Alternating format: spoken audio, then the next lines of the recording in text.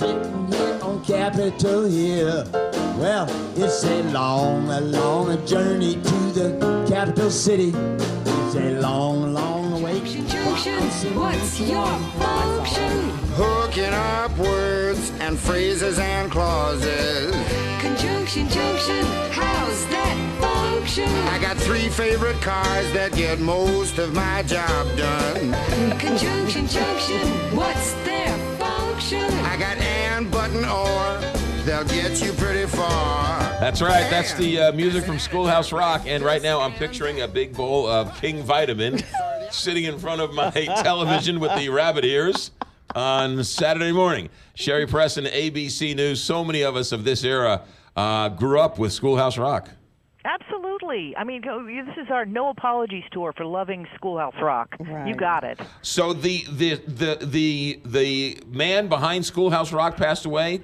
Well, here's the deal. His name is Bob Dorough, and he was a bebop jazz musician, and he wasn't really the one who came up with it. The one who came up with it was an ad guy named David McCall. Okay, he worked for a Madison Avenue ad company, and he drove him crazy that his kid knew every single rock song out there, lyrics and all, but couldn't remember his multiplication tables. He thought, what can we do about this? So they called up Bob Dorough, and he was one who was like I said, a jazz musician. He played with Miles Davis. He played with some other greats. He did in-between sets for Lenny Bruce at the time. And they said, what can you do with this? And he took all the multiplication tables, and the first one he did was that 3 is a magic number, that one.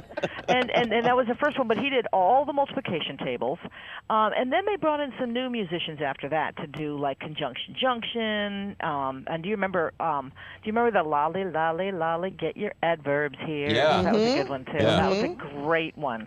And then they brought in other musicians, to perform other ones. In addition to the Grammar Rock, they had during the bicentennial in 1976, they had that's when the one with a Bill Right. on Capitol Hill, and Bob Dorough didn't actually do that one. Somebody else did that. It was sung by the same guy who did Conjunction Junction, Jack Sheldon, who's another musician from the time, but Dorough didn't actually write that one. I really like I'm Just a Bill and I'm Stuck Here on Capitol Hill, because actually really that's how I still use it today. I'm like, wait a minute. It goes all the way back in a veto. Wait, and it has to start all over again. What's going on there? I know, and the poor little Bill gets so upset. He's like, what? I have to go back? What? The beauty of it all is, though, he was one of the fathers, I guess you could say, of kids, a different way of learning. Yeah, absolutely, Kelly, because, they sat down and they were like, okay, they're in little tiny snippets, and how can we take that? And it was at the same time that we were all learning, like, the Sesame Street was new, and then Electric Company was new, and it was sort of like, how can we learn that aren't just 2 times 2 is 4, 3 times 2 is 6? I mean, it really opened it up and realized that a lot of kids do learn by singing. I mean, Kelly, you and I used to sing a lot. Yes, you sing and I still do. I know, me too. And then you learn that way, right. And that's a good point. So what happened? Why do the kids today? Why don't the kids have the same next generation of Schoolhouse Rock?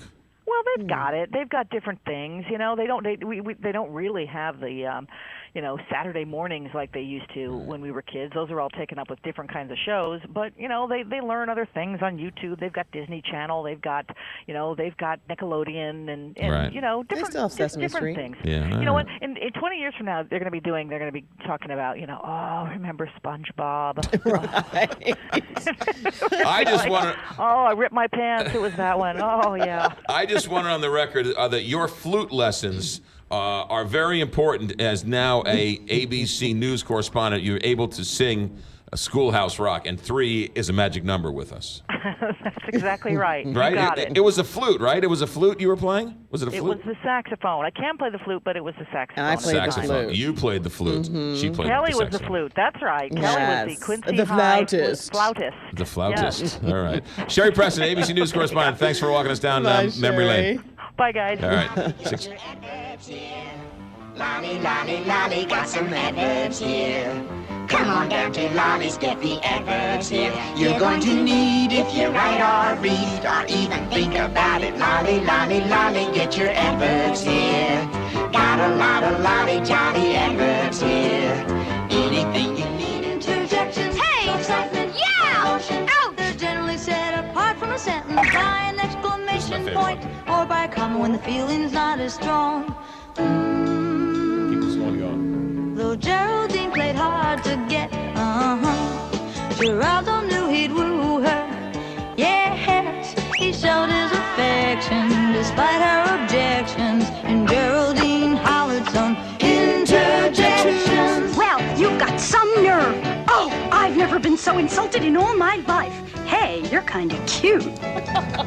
Interjections. Well, for excitement or emotion. Hey. They're generally set apart from a sentence by an exclamation point or by a comma when the feeling's not as strong. Pretty. So when you're happy, Hooray! or sad, Aw. or frightened, or mad, Rats. or excited, Wow. or glad, Hey. an interjection starts a sentence right.